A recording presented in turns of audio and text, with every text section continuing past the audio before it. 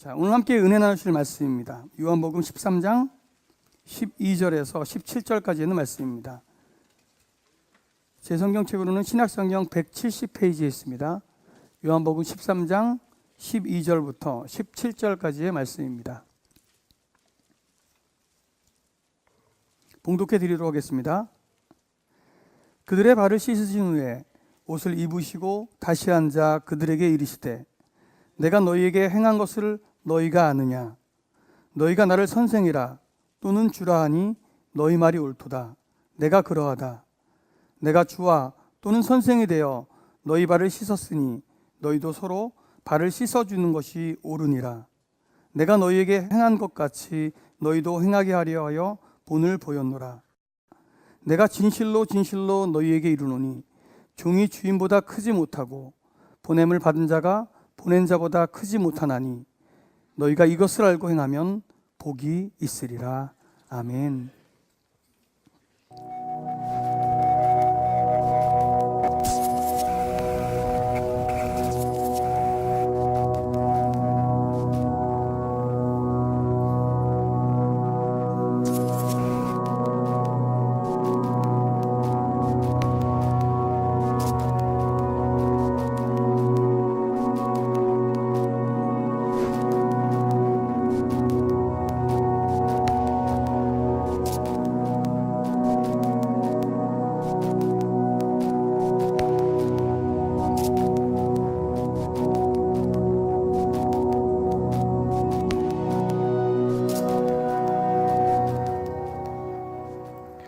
하나님의 사랑에 겨워서 하나님을 예배하는 여러분들을 주님의 이름으로 축복합니다. 자, 오늘 말씀의 문은 간단한 실험과 함께 열어보도록 하겠습니다. 왼손을 쓰시는 분들은 왼손을, 보통 다 오른손잡이시니까 자, 쓰시는 손을 이렇게 한번 들어보십시오. 한번 털어보겠습니다. 편안하게 릴렉스. 예. 자, 손아 편안히 쉬일지어다. 되게 보기 좋네. 그냥 하세요 계속. 보기 좋습니다. 네, 좋습니다. 예, 됐습니다. 팔 아프시죠? 자, 그 다음에 자, 손을 놓으시고 이마에다가 디귿자를 그리십니다. 디귿. 시작. 네, 그럴 줄 알았어. 자, 이 실험의 내용은 뭐냐면요. 자, 이렇게 손을 푸시고 디귿자를 그리실 때 상대방의 관점에서 디귿자가 정확히 보이도록 그리신 분들은 이타적인 분이십니다. 다른 사람들을 생각하는 사람은 디귿자를 상대방이 보는 입장에서 지금 늦었어. 내가 다 봤어. 근데 반대로 이렇게 그리시는 분은, 그러니까 내 입장에서 보면 디귿자가 이거잖아요. 그렇게 그리시는 분들은 조금 자기 중심적이다 라고 하는 실험을 미국의 한 대학교에서 했습니다. 물론 미국에서는 디귿을 그린 게 아니고 D자를 그렸습니다만, 여러분, 근데 저는 사실 그 실험이 별로 의미가 없다고 생각해. 왜요? 우리는 다 자기 중심적이니까. 조금의 차이가 있을지 모르지만 모든 게 다 자기 중심적으로, 우주가 내 중심적으로 돌아가기를 원하는 것이 우리 모든 인간의 마음이 아닐까라는 생각을 가져봅니다. 그런 인간들에게 우리 예수님은 참 별난 가르침을 주십니다.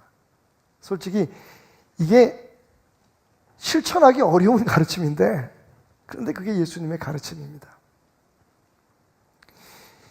예수님의 파격적인 행동 가운데서 제가 볼 때는 가장 파격적이었던 행동, 바로 6월절 날 밤 예수님께서 십자가에 못 박혀 죽으시기 바로 전날 밤에 식사하던 자리에서 일어나셔서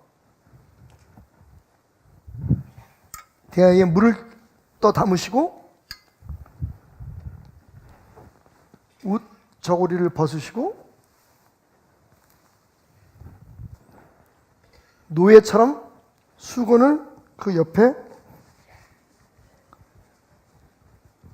차신 후에 제자들의 발 앞에서 무릎을 꿇으시고 12명의 제자들의 발을 하나씩 씻어주신 행위입니다. 저 같으면 어떻게 했을까요, 여러분? 내일이면 제가 죽어요. 좋아하지 마십시오.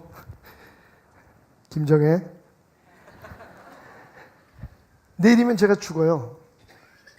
그런데 내가 죽고 난 후에 이 세상을 하나님의 나라로 세워나가야 될 제자들은 철없이 다투고 있습니다. 네가 높아 내가 높아. 야, 예수님 얘기를 들어보니까, 우리 선생님 얘기를 들어보니까 내일이 그날인가 봐.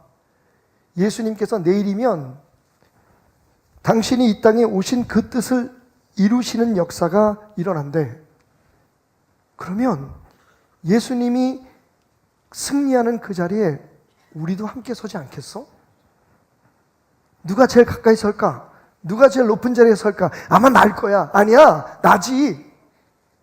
희생으로 보면, 헌신으로 보면 내가 더 열심히 예수님을 섬겼는 걸, 그 모습을 한참 바라보고 계시던 예수님께서 식사 자리에서 일어나셔서 겉옷을 벗으시고 무릎 꿇고 앉아 노예처럼 제자들의 발을 씻어주셨습니다. 물론 성경에는 예수님께서 제자들의 발을 씻어주시면서 여러 가지 말씀을 하셨다고 기록되어 있지만, 그냥 저만의 느낌일까요? 아니면 상상일까요? 예수님은 한참 그냥 그들의 때 묻은 발가락 하나하나를 닦아주시면서 물끄러미 그들의 발을 내려다 보셨을 겁니다. 저 같으면 그랬을 것 같아요. 이 정신 나간 것들아, 내일이면 내가 무슨 일을 당할 줄 아니? 내가 그동안에 너희들에게 얼마나 자주 내가 어떤 고통을 당하고 어떤 수모를 당하고 어떻게 세상을 구원하기 위해서 십자가에 죽어야 될 것을 너희들에게 말했느냐. 근데 지금 이 자리에서 이 밤이 새기만 하면 내가 너희들을 떠나야 될 이 순간에조차 너희들은 누가 크냐, 누가 작으냐, 누가 잘났냐, 누가 못났냐, 누가 대접을 받아야 되느냐, 누가 섬겨야 되느냐를 따지고 앉아있느냐. 이 한심한 것들아. 저는 아마 화를 내고 야단을 쳤을 것 같아요. 죄송합니다, 여러분. 그랬을 것 같아요. 근데 예수님은 말없이 그들의 발을 씻겨 주십니다. 여러분, 이 기행에 가까운 예수님의 파격적인 행동이 우리에게 주는 교훈은 뭘까요? 유언보다 더 강했던, 예수님의 마지막 이 세상에서 남겼던 말씀보다 더 강했던 이 하나의 행동이 오늘 우리에게 어떤 깨달음을 요구하고 있을까요? 첫 번째로 저는 이 말씀을 보면서 이렇게 깨닫습니다. 예수님은 위대함의 기준을 바꾸어 놓으셨다. 따라합시다. 위대함의 기준을 바꾸라. 여러분, 예수님 이렇게 말씀하십니다. 저녁 먹는 중에 예수는 아버지께서 모든 것을 자기 손에 맡기신 것과, 여러분 들으셨습니까? 아버지 하나님께서 예수님께 모든 것을 맡겼다. 하나님의 권위와 하나님의 권세를 지금 가지고 있는 분임을 스스로 주장하십니다. 하나님의 아들 메시아라는 겁니다. 그리고 말씀하시기를 자기가 하나님께로부터 오셨다가 하나님께로 돌아가실 것을 아시고, 예수님은 그분이 가지고 있는 권능과 권세만 알고 있었던 것이 아니라 그것을 통해서 어떤 역사를 이루어야 하실지를 정확히 알고 계셨던 분입니다. 저녁 잡수시던 자리에서 일어나 겉옷을 벗고 수건을 가져다가 허리에 두르시고 이에 대야에 물을 떠서 제자들의 발을 씻으시고 그 두르신 수건으로 닦기를 시작하여. 여러분, 예수님 이전에 예수님이 사셨던 그 주변 세상 사회의 기준은, 위대함의 기준은 황제가 되는 것입니다. 얼마나 많은 사람들을 다스리냐 하는 것이었습니다. 얼마나 많이 배우고 얼마나 많은 것을 소유하고 어떠한 이름을 갖고 세상을 살아가느냐 하는 것이었습니다. 내가 손가락질을 할 때 얼마나 많은 사람들이 내 손가락질에 응답해 따라오고, 나로 인해서 얼마나 많은 사람들이 먹고 살 수 있느냐, 그것이 위대함의 기준이었다면, 그날 밤 예수님의 그 행동은 그 위대함의 기준을 완전히 바꿔놓은 행위였습니다. 그런데 여러분, 그게 그렇게 새삼스러운 것이 아니었다는 게 중요합니다. 예수님은 이미 여러 번 그렇게 말씀하셨습니다. 여러분도 들으셨습니다. 예수께서 제자들을 불러다가 이르시되 이방인의 집권자들이 그들을 임의로 주관하고 그 고관들이 그들에게 권세를 부리는 줄을 너희가 알거니와. 자, 이것이 세상의 법이다.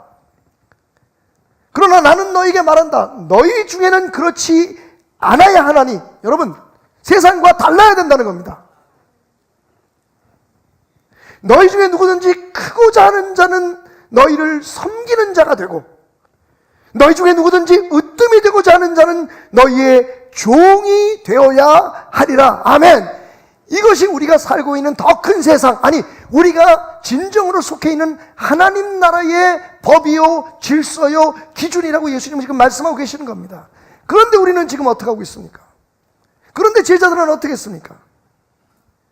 그런 예수님 앞에서, 그런 행동을 보이시는 예수님 앞에서 그들은 누가 더 으뜸이 되고, 누가 더 지배하는 자가 되고, 누가 더 칭찬을 받는 자가 되고, 누가 더 높임을 받는 자가 되고, 누가 더 많은 것을 소유하는 사람이 될 것인가를 서로 논쟁하고 다투고 있었다는 겁니다. 우리는 어떻습니까? 우리는 어떻습니까?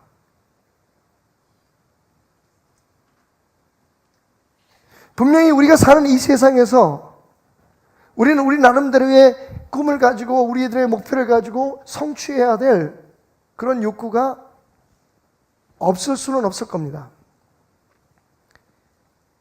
하지만 우리는 언젠가부터 단순히 이 땅에 발을 딛고 사는 사람, 단순히 이 세상에 존재하는 사람들이 아니라 하나님 나라의 백성, 이미 영원한 생명을 누리고 있는 하나님 나라의 삶을 누리고 있는 하나님의 사람, 예수 그리스도의 사람들이라고, 그렇게 살 것이라고 결정을 했다는 겁니다. 그러면 우리는 당연히 예수님의 기준에 따라 우리의 높음과 낮음, 우리의 성공과 실패, 위대해짐과 그렇지 않음의 기준을 정하는 것이 맞습니다. 그리고 그렇게 실천해야 합니다. 그런데 가정에서는 물론이고 우리가 삶을 살아가는 삶의 현장에서, 아니 심지어는 교회 안에서조차도 우리는 여전히 세상의 기준과 법을 따라 살아갑니다. 높은 사람은 높고 낮은 사람은 낮고, 있는 사람은 대접받고 없는 사람은, 일 많이 하는 사람은 칭찬받고 그렇지 않은 사람들은 그 존재 자체도 중요하게 여겨지지 않는.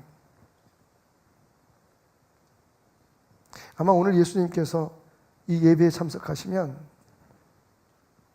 저의 더러운 발부터 씻겨주실 겁니다. 여러분, 참 어려운 얘기인데 예수님이 이렇게 하신 이유를 분명히 밝히셨습니다. 내가 선생이 되어 너희의 발을 씻었으니 너희도 서로 발을 씻어줘라. 여러분, 내가 선생인데, 내가 대접받아야 될 위치에 있는데, 내가 큰 소리 쳐야 될 위치에 있는데, 내가 명령해야 될 위치에 있는데도 불구하고 나는 너희들의 발을 씻어주었다. 그 섬기는 마음으로 살아가라. 그것이 하나님 나라의 법이고 나의 명령이다. 그러면서 이렇게 말씀하십니다. 이것을 알고 행하면 복이 있을 것이다. 여러분, 복이 있답니다. 복! 그 물속에 사는 배불뚝이 그 복 말고, 여러분, 많은 사람들이 예수 그리스도 안에서 하나님 안에서 복을 받기를 원합니다. 그 복이 무엇이든지. 그런데 그 복을 받는 비결이 섬기는 거라는 것에 대한 동의하지 않습니다. 어떡할까요? 도대체 우리의 이 모순을 어떻게 해결해야 할까요?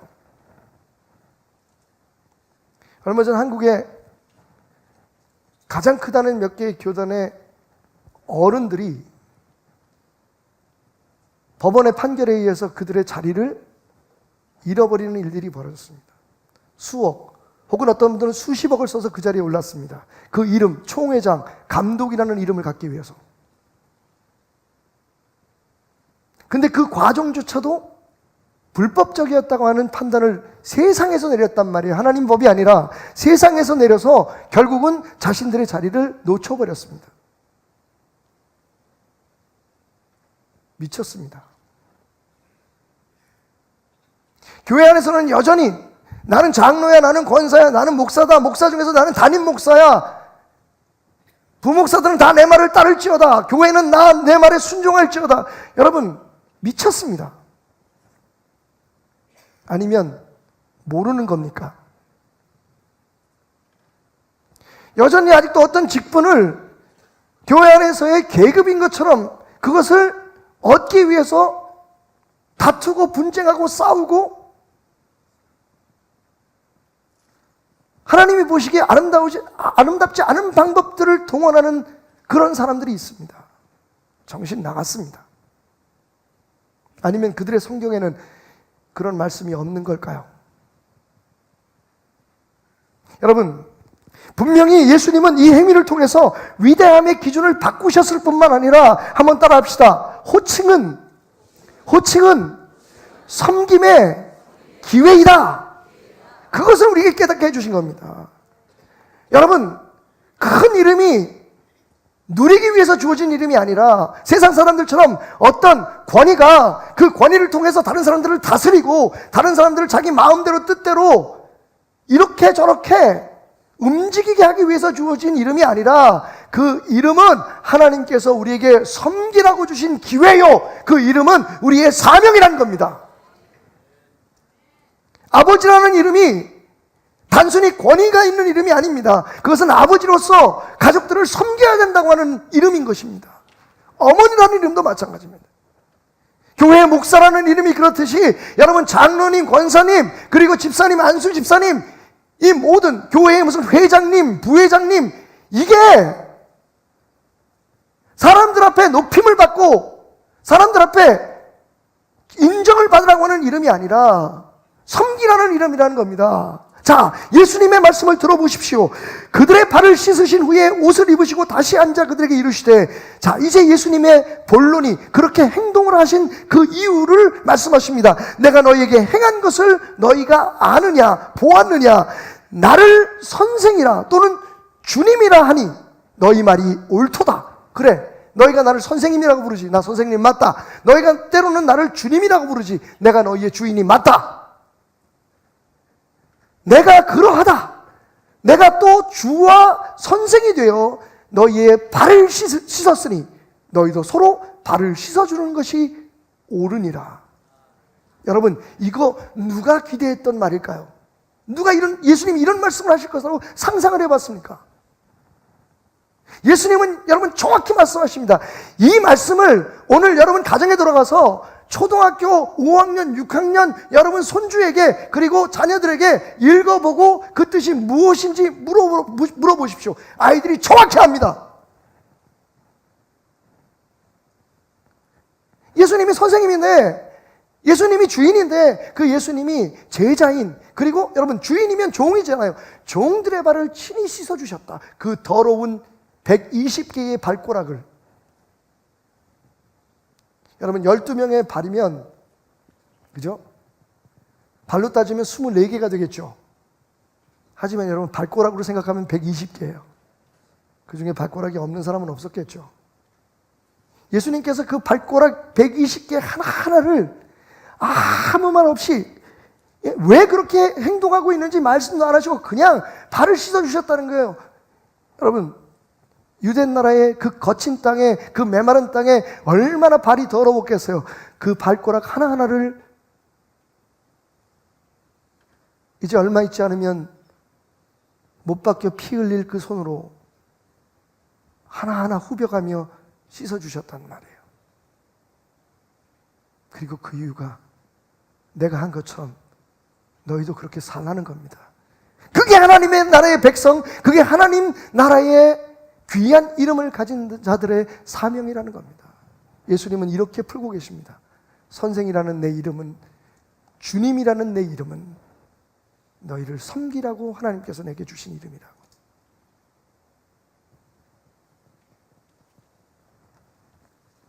혹 오늘 이 설교를 듣고 감동받아서 집에 돌아가셔서 아내의 발을 씻겨주실 용기가 있는 분들은 안 계신가요? 매일 하지 않아도 돼요. 예수님도 평생에 딱 한 번 하셨어요, 이거. 그러니까 지금까지 우리가 해왔던 어떤 행동과 달리 정말 예수님이 우리에게 가르치신 내가 남편으로서 아내인 당신을 섬기겠습니다. 내가 아내로서 남편인 당신을 섬기겠습니다. 내가 아버지로서 어머니로서 너희들을 섬겨주마. 내가 목사로서, 내가 장로로서 여러분 성도님들을 섬기겠습니다.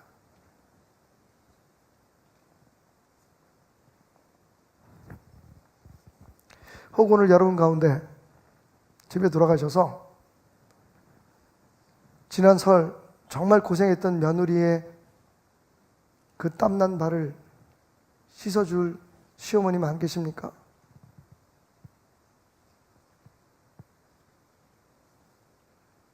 남사스럽습니까? 뭔가 좀 이상하죠? 아니, 발을 씻겨주는 대신 이렇게 따뜻하게 말해줄 수는 없겠습니까? 수고했다. 너 없으면 우리 집안이 어떻게 되겠니? 내가 시어머니지만 너한테 배울 게 참 많구나.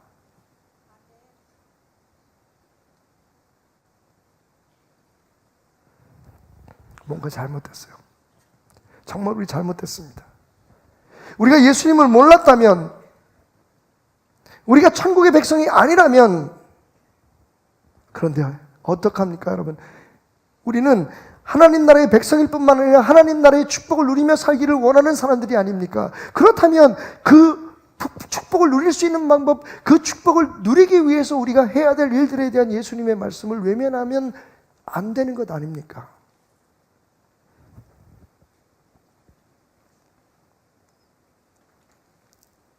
예수님은 이렇게 말씀하십니다. 인자가 온 것은 섬김을 받으려 함이 아니라 도리어 섬기려 하고 자기 목숨을 많은 사람의 대속물로 주려 함이니라. 여러분, 이름은요, 섬기라고 준 기회입니다. 그거 가지고 힘을 과시하고 그거 가지고 내 권위를 주장하라고 주어진 게 아니라,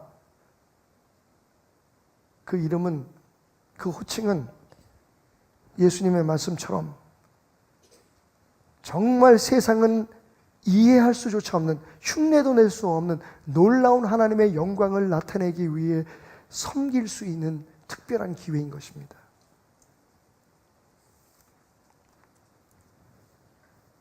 제가 말씀을 준비하다가 어제 함께 일하는 목사님 한 분에게 정말 뜻하지 않게, 제 마음은 그게 아닌데 계획했던 일이 제대로 되지 않아서 상처를 줬다는 생각이 들었어요. 제가 밤늦게 생각났을 때 안 하면 안 될 것 같아서 전화를 걸었습니다. 제가 그렇게 했다는 걸 내세우려고 하는 게 아니라, 여러분, 제가 잘했다고 생각해서 말씀드리는 거예요.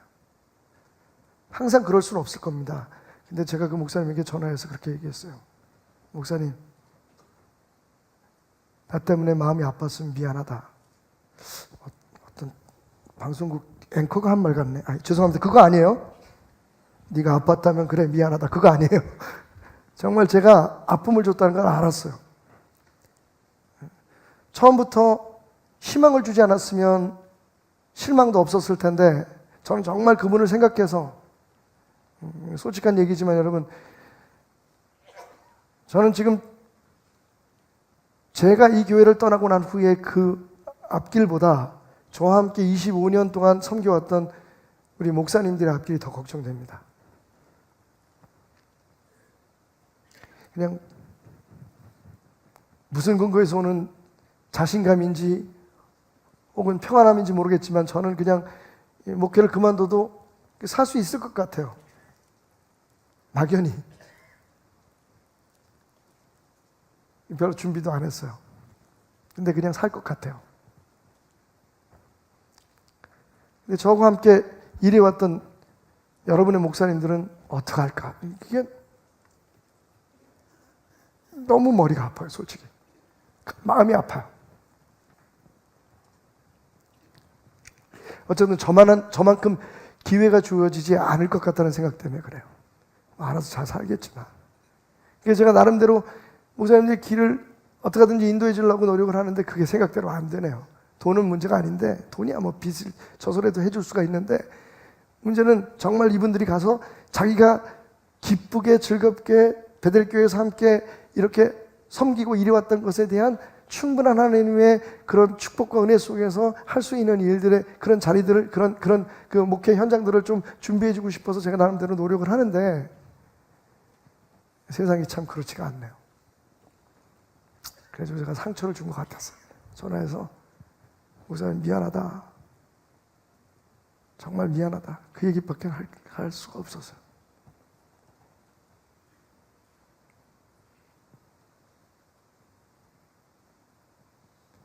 오히려 저를 위로하시더라고요. 목사님, 제가 그 몇 주 동안 참 행복했습니다. 목사님이 정말 저와 저희 가정의 앞길을 생각해 주시는 것 같고, 제 마음속에 어떤 계획과 기도 제목이 있다는 걸 목사님이 알고 계신 것 같아서 행복했습니다. 아무것도 해준 게 없는데, 아니 목사님,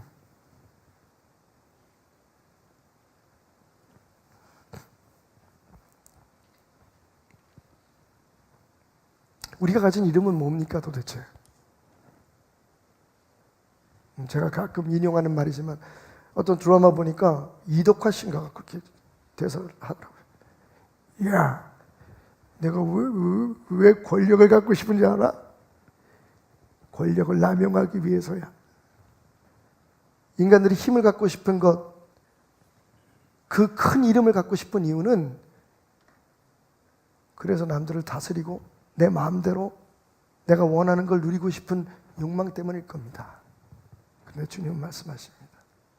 내가 선생이요, 내가 너희의 삶의 주님이라고 불려지는 주인이지만 나는 그 이름으로 너희를 섬긴다.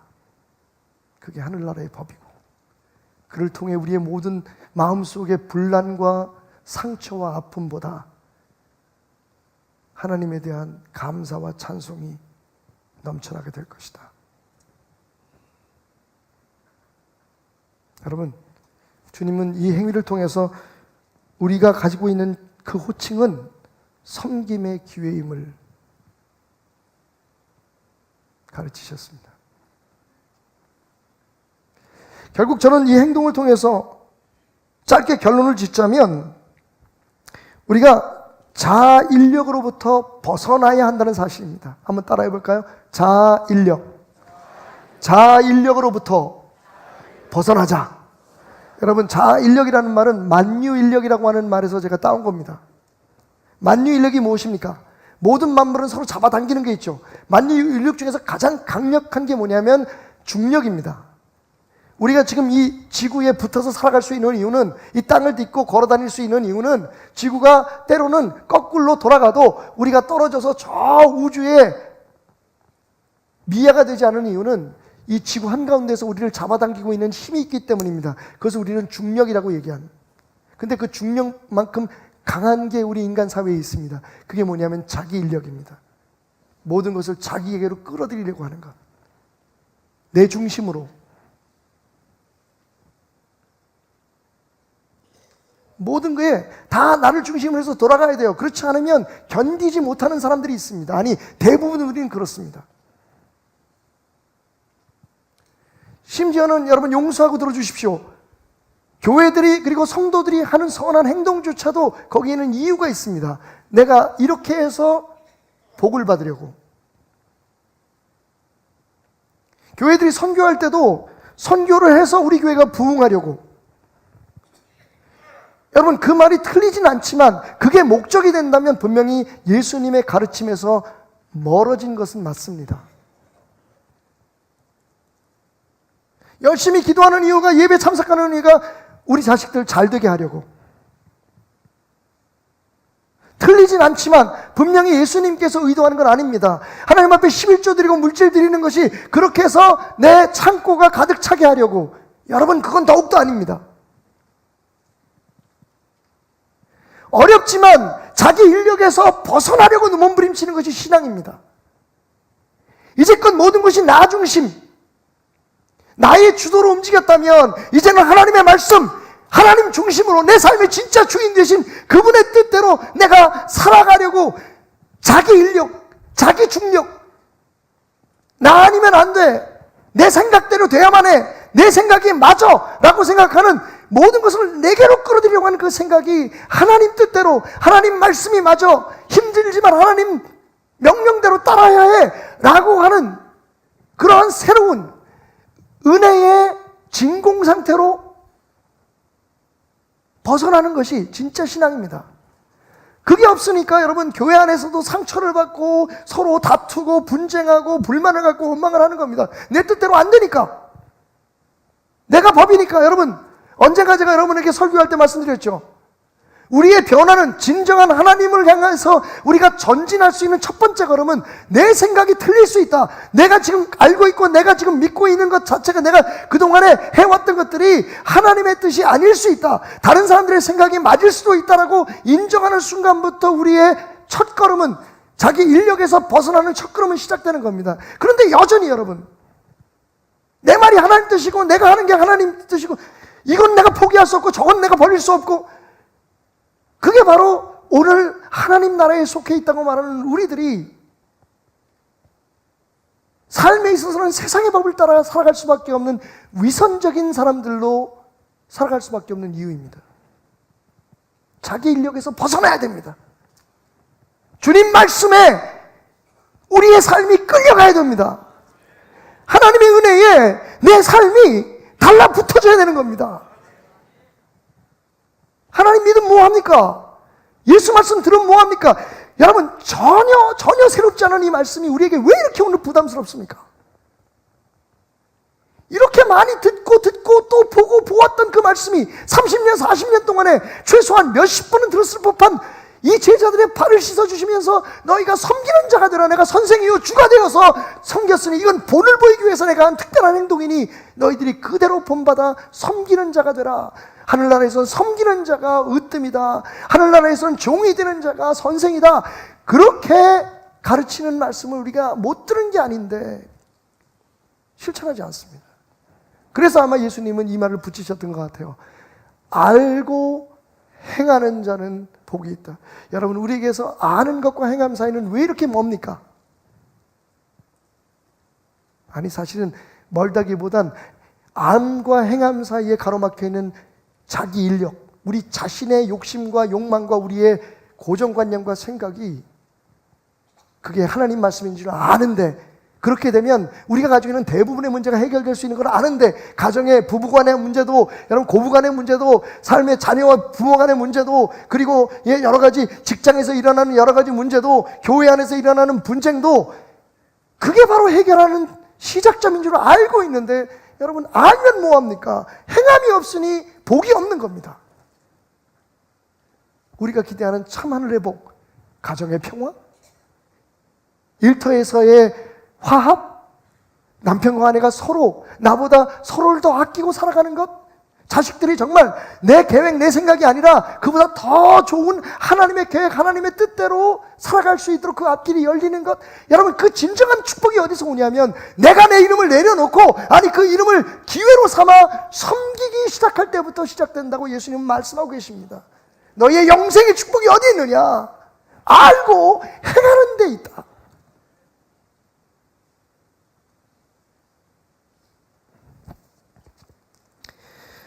내 계명은 곧 내가 너희를 사랑한 것 같이 너희도 서로 사랑하라 하는 것이다. 여러분, 우리가 예수님의 사랑에 대해서 묵상하는 이유가 뭡니까? 내가 그런 사랑을 받았기 때문이잖아요. 얼마나 행복합니까? 나 같은 죄인 살리신. 근데 여러분, 거기서 예수님의 말씀이 끝나지 않았다는 걸 기억하십시오. 내가 너희를 사랑했다. 자, 그 사랑을 알았니? 그러면 그 사랑으로 다른 사람들을 섬겨라. 그것을 기준으로 그렇게 다른 사람들을 섬겨라. 그게 내가 너희에게 원하는 것이다. 미국에 있을 때 한 큰 한인교회를 방문한 적이 있었습니다. 입구에 들어가면서 그 자리에 멈춰서 정말 얼마나 제가 서 있었는지 모르겠어요. 너무 감동을 받은 조각상 하나가 있었습니다. 바로 이 조각상입니다. 오렌지 카운티라고 하는 캘리포니아의 한 지역, 그 당시에 가장 컸던 교회의 그 로비에 있었던 이 그림.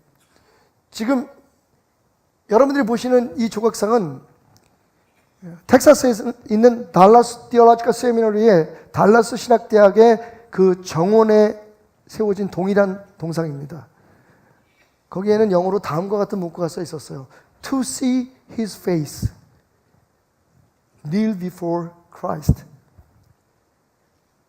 그분의 얼굴을 보기를 원한다면 그리스도 앞에 무릎을 꿇어라. 여러분, 처음 저 조각상 앞에 섰을 때 저는요, 숨이 멈추는 것 같았습니다. 내가 그동안에 보고 따랐던 예수님의 얼굴은 진짜 예수님의 얼굴이 아닐 수 있다는 것을 알았어요. 제자들의 발을 씻겨주던 예수님의 얼굴, 진짜 그 얼굴을 보려면 무릎을 꿇어야만 했던 겁니다. 우리는 죽음에서 부활하시고 사탄을 물리치시고 병을 고치시고 기적을 행하시는 예수님의 찬란한 얼굴에 매료되어 있습니다. 그래서 그 얼굴만을 매일 구합니다. 나를 도우소서, 나를 이기게 하소서, 나를 모든 위험에서 건지소서. 그런데 주님 말씀하십니다. 자, 그 승리의 얼굴, 찬란한 영광의 얼굴만이 내 얼굴이 아니다. 그날 너희들에게 영원히 변치 않는 진리의 교훈을 남기기 위해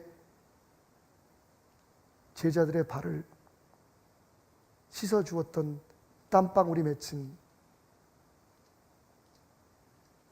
사랑으로 젖은 내 얼굴을 너는 본 적이 있는가?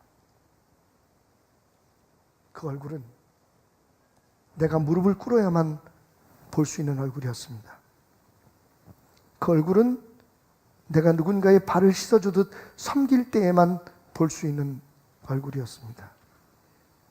To see his face, kneel before Christ. 여러분, 언제까지 찬란히 빛나는 예수님의 얼굴만 보고 따라가시겠습니까?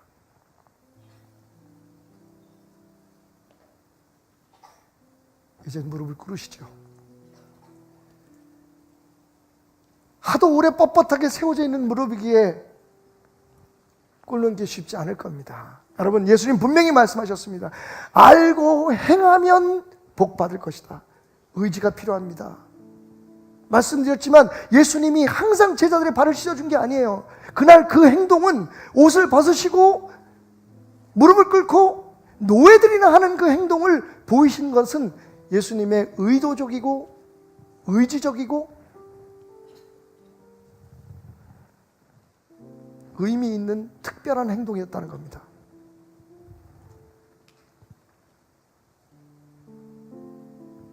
우리의 뻣뻣한 무릎은 그렇게 예수님의 명령 앞에 꿇어져야 됩니다. 영광만 따라가고 대접받을 것만 생각하고 내 이름이 가진 권위와 그 영광에 매료되는 삶이 아니라 그 빛나는 예수의 얼굴 말고 날 위해 십자가에 못 박혀 축 처진 그늘진 그 얼굴, 머리에서 흘러내리는 핏방울로 잔인하게 얼룩져진 그 얼굴, 지금도 나를 섬기기 위해 지금도 섬기는 자가 되라고 제자들의 발을 씻어주며 교훈하셨던 그 더러운 발냄새에 억지로 참아내려고 찌그러졌던 그 얼굴,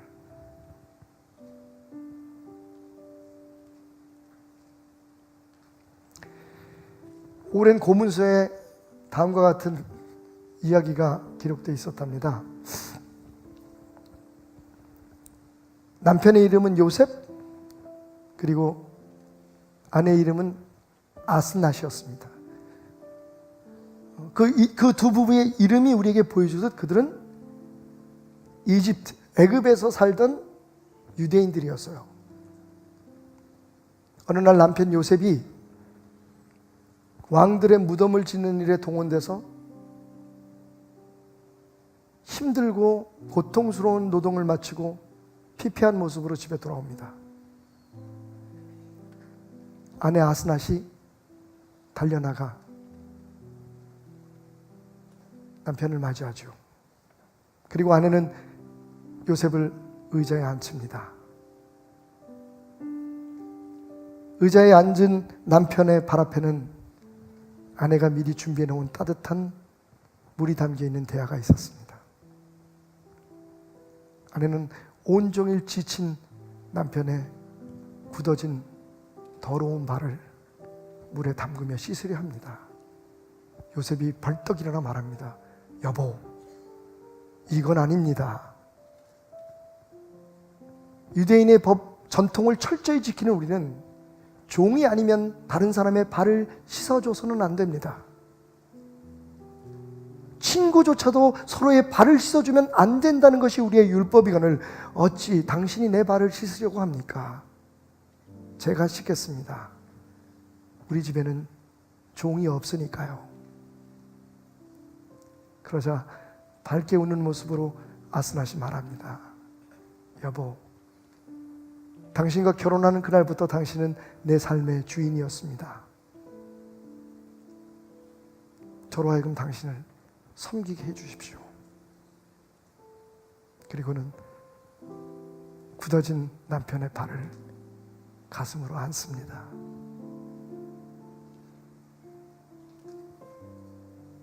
와우. 제가 설교 준비하면서 어제 밤에 아내에게 물었어요. 여보, 진짜 좋은 얘기다, 그지? 어떻게 생각해? 아내가 말합니다. 나는 반댈세.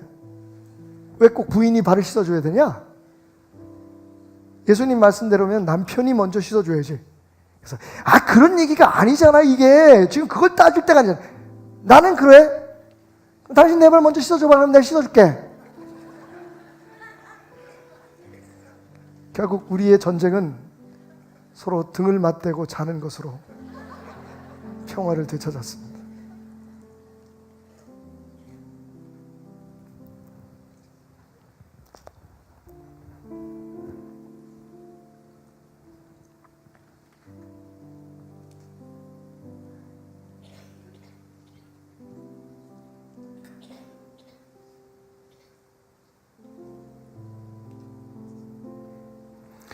세상의 더러운 먼지와 때로 오염된 그 12개, 120개의 발가락, 정성껏 닦으시는 예수님의 모습, 여러분 힘들어도 어려워도 우리가 배우고 본받아야 될 천국의 축복이 담긴 행위입니다. 여러분의 가정에 천국의 평화가 있기를 원하십니까? 정말 무엇이 문제인지 모르게 서로 부딪히고 서로 부딪혀야 했던 삶의 현장의 문제들이 해결받기를 원하십니까? 그러면 이제 자리에서 일어나셔서 겉옷을 벗고 그건 수치가 아닙니다. 지는 게 아닙니다. 주님의 사랑으로, 주님이 주신 능력으로 무릎을 꿇으십시오. 그리고 서로 섬기십시오.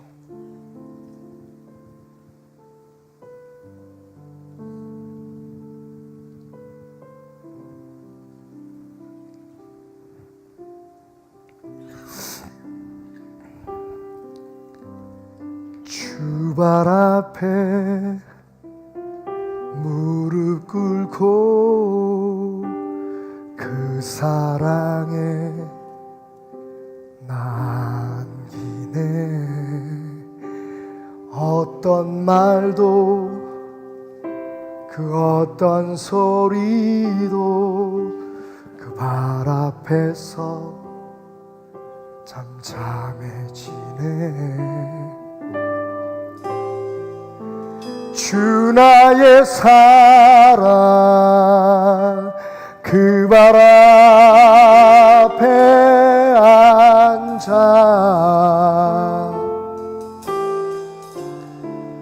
내 모든 기도는 사랑의 노래가 되네.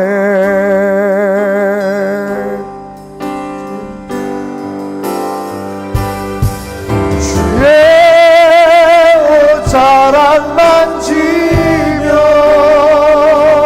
주의 두 발을 씻기며 주님 그 발에 입 맞추며 나의 왕관을 배우리.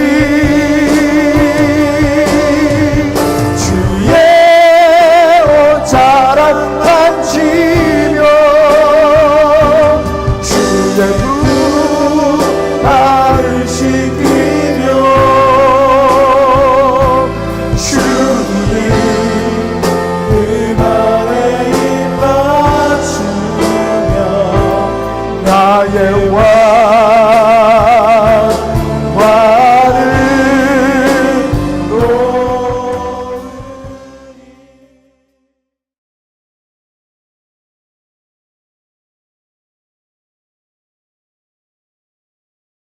오늘도 내 입술을 통하여 주님께 드려지는 이 찬양의 고백이 주님께서 기뻐 받으시는 찬양이 되기를 원합니다. 우리 다 같이 고백하며 이 시간 귀한 예배 문을 열겠습니다. 내 영혼의 그 기 깊은 데서 내 영혼의 그 기 깊은 데서 맑은 가락이 울려나네. 하늘 곡조가 언제나 흘러나와 내 영혼을 고이 사네. 내 마음속에 솟아난 내 맘속에 솟아나 이 평화는 깊이 묻힌 보배로다.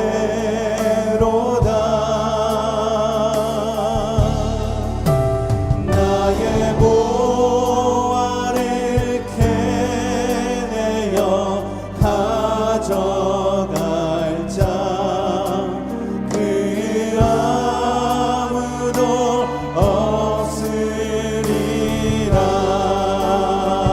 평화로다.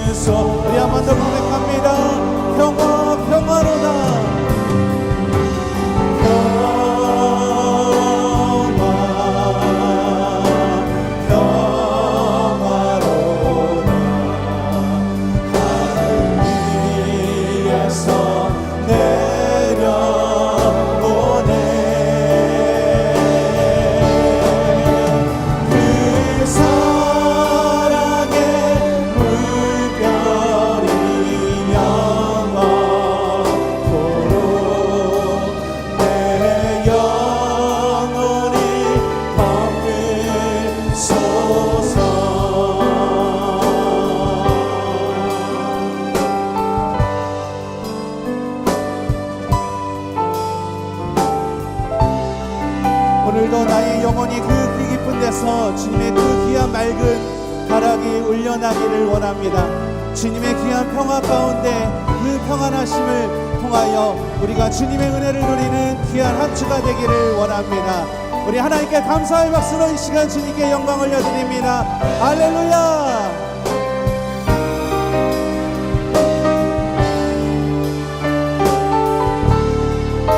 우리 한 번 더 고백합니다. 내 영혼에 평화가 넘쳐나는 내 영혼에 평화가 넘쳐나는 주의 큰 복을 받음이라.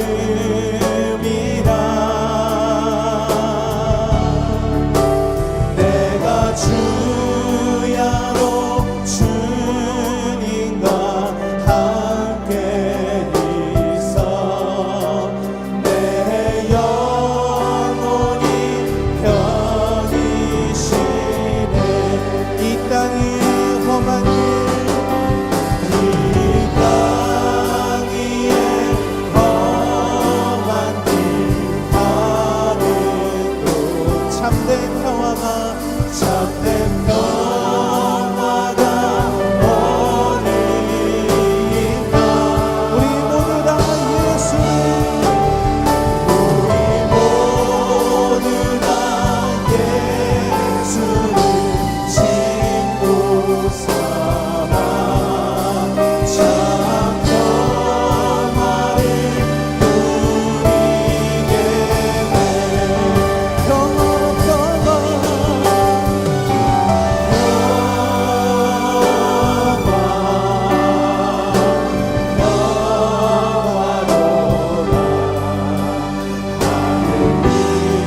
위에서 내려오네.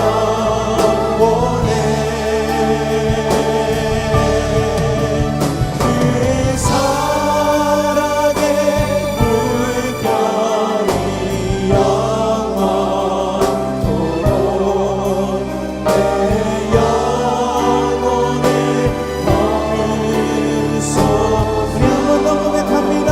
평화 평화로다.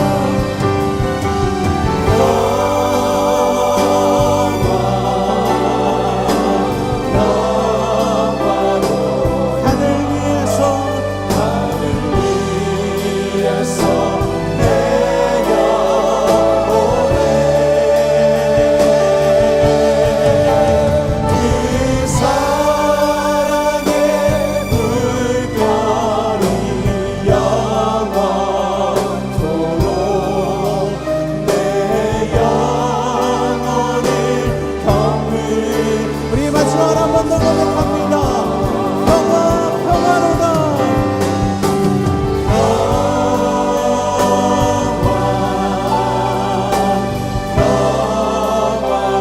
하늘 위에서 내려오네. 위에서 내려오네.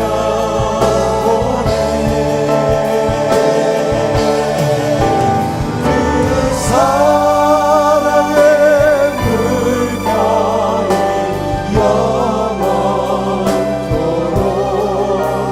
내 영혼을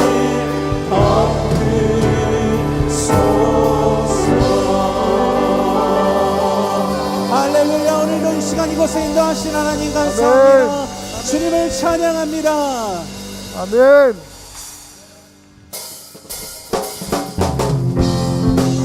오늘도 평화의 은혜를 주신 주님을 찬양하며 감사합니다. 오늘도 주님께 더 가까이 가는 귀한 은혜가 있기를 원합니다. 우리 다 같이 일어나서 주님께 박수치며 이 시간 영광 올려드립니다. 할렐루야. 네, 주님께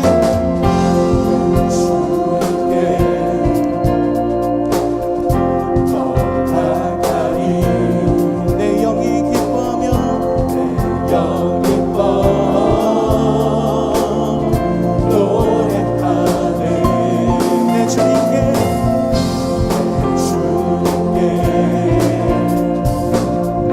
더 가까이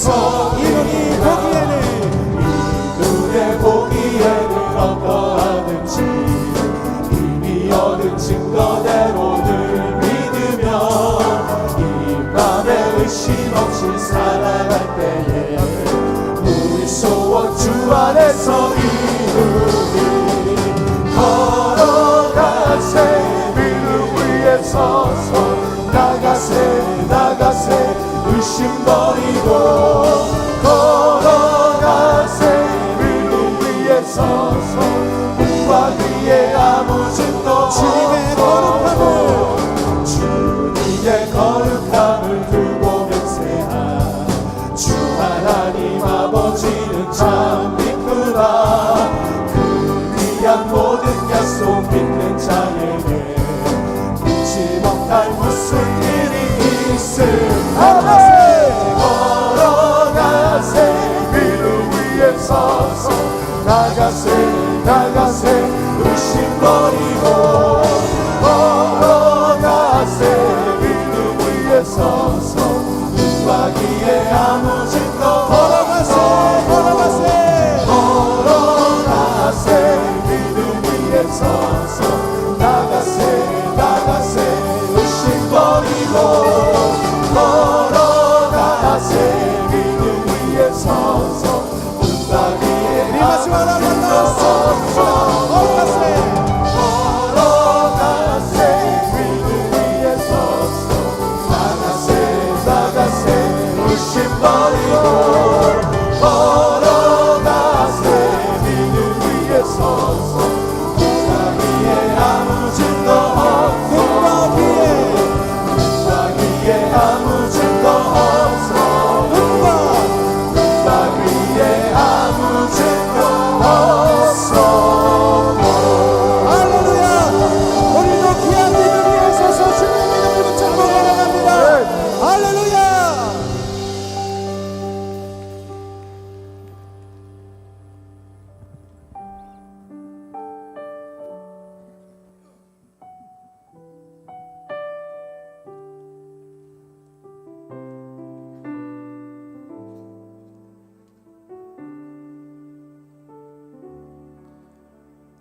오늘도 주님께서 주신 귀한 믿음을 붙잡고 나아가는 귀한 은혜가 있기를 원합니다.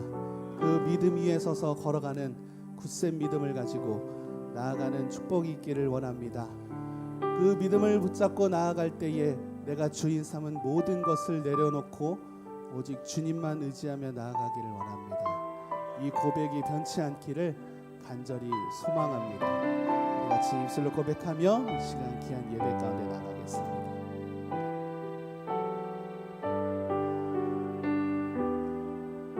내가 주인 삼은 모든 것 내려놓고 내 주 대신 주 앞에 나가 내가 사랑했던 모든 것 내려놓고 주님만 사랑해 내가 주인 삼은 모든 것 내려놓고 내 주 대신 주 앞에 나가 내가 사랑했던 모든 것 내려놓고 주님만 사랑해 우리 같이 고백합니다. 내가 주인 삼은 내가 주인 삼을 모든 것 내려놓고 내 주 대신 주 앞에 나가 내가 사랑했던 모든 것 내려놓고 주님만 사랑해 내가 주인 삼을 내가 주인 삼을 모든 것 내려놓고 내 주 대신 주 앞에 나가 사랑했던 모든 것 내려놓고 주님만 사랑해. 주 사랑 거친 풍랑에도 깊은 바다처럼 나를 잠잠케 해. 주 사랑 내 영혼의 반석 그 사랑 위에 서리. 우리 한 번 더 고백합니다. 내가 주인 삼은 모든 것, 내가 주인 삼을 모든 것 내려놓고 내 주 대신 주 앞에 나가 내가 사랑했던 모든 것 내려놓고 주님만 사랑해. 주 사랑 거친 주 사랑